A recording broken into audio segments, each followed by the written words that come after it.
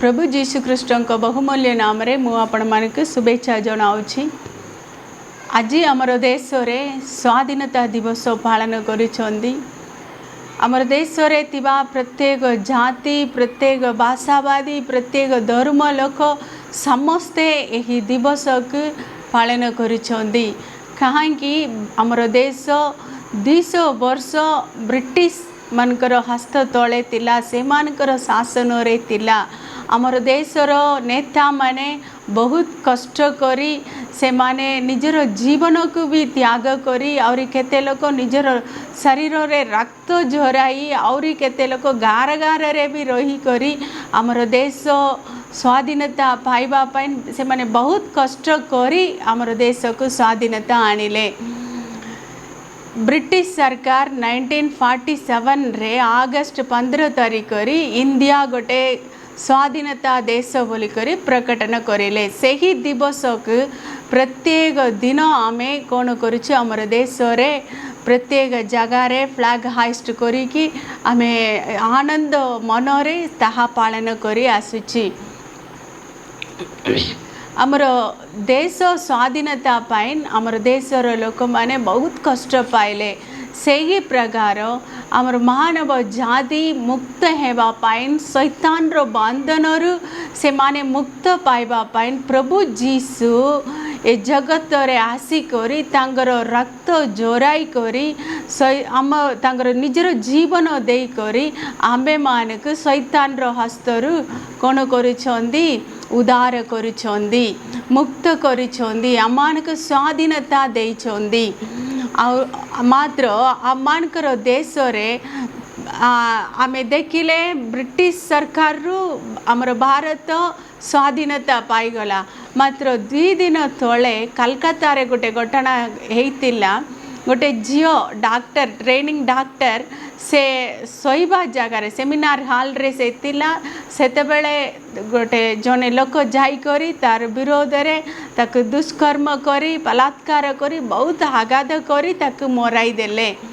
एगी प्रकार विभिन्न जगार रे लेडीज माने कोन करूछंदी कष्ट पाउछंदी और जेन्स हेउ लेडीज हेउ बाहर जाइके आसीबा पाइन समस्ते डरी जाउछंदी। आजिकाली कौन कुआड़े कौन हेबो एक्सीडेंट हो कि अन्य लोक आम कष्ट दे देबे कि मराई देबे कि नले आम मानकर जिनस को चोरी करी नहीं जेबे कि एगी प्रकार विभिन्न प्रकार भय रे आमर देशर लोक माने अछंदी। बाहर जीवा पाइन भय आमर और आमर भविष्य विषय नहीं करी भय और यही प्रकार विभिन्न प्रकार भय रे अछंदी। प्रभु आमानकर पाइन आज भाग्य देइछंदी। जोएल बाबुवाणी पुस्तक 2 पर्व तारे 21 रे लेखाइछि, हे देश भय कर नहीं उल्लसित होई आनंद कर कारण सदा प्रभु महत् कर्म मान करी अछंदी।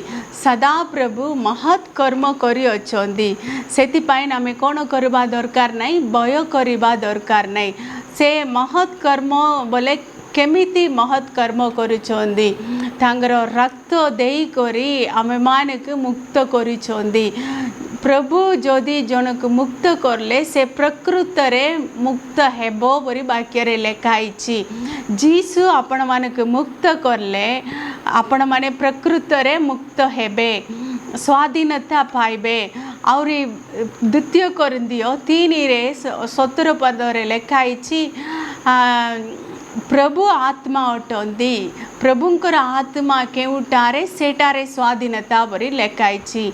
जनकर हृदय रे प्रभु आसिले से कोनोसी विषय नहीं करी भय करिबो नहीं। से केबे भी भय करिबो नहीं काहेकि प्रभु आमे मानक भयर आत्मा देई नहांदी आ बलर और शक्तिर आत्मा आमानक देई अछंदी। सेति पाइन आमे केबे भी भय करिबार आवश्यक नहीं। ये जगह रे लेखाइछि, हे देश भय कर नहीं उल्लसित होई आनंद कर कारण सदा प्रभु महत् कर्म माने करि अछंदी। प्रभु करिबा महत् कर्म कोन तांगर प्रभु जीसु परमेश्वर स्वर्ग राज्य को छाड़ी करी ए जगत रे आसिले ତାଙ୍କର ଶେଷ ଟପା ରକ୍ତ ଯାଏ ଆମମାନଙ୍କର ପାଇଁ ଜରାଇଲେ, ବହୁତ କଷ୍ଟ ଦୁଃଖ ପାଇଲେ, ଆମମାନଙ୍କର ପାଇଁ ଜୀବନ ଦେଲେ। କ'ଣ ପାଇଁ ଦେଲେ? ଶୈତାନର ବନ୍ଧନରେ ଥିବା ଆମେମାନଙ୍କୁ ମୁକ୍ତ କରିବା ପାଇଁ, ଭୟ ଭିତରେ ଥିବା ଆମେମାନଙ୍କୁ ମୁକ୍ତ କରିବା ପାଇଁ ଯୀଶୁ ଏ ଜଗତରେ ଆସିକରି